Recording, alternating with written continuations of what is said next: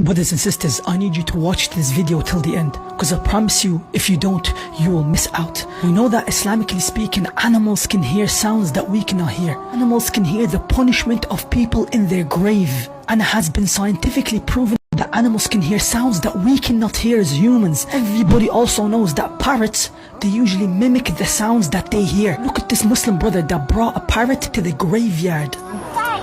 We are going to the graveyard.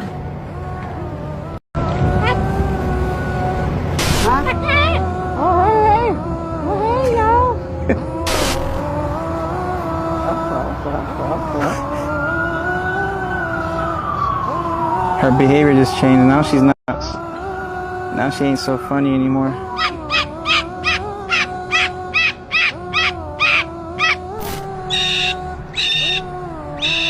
Yeah, she is looking nice. She's looking down.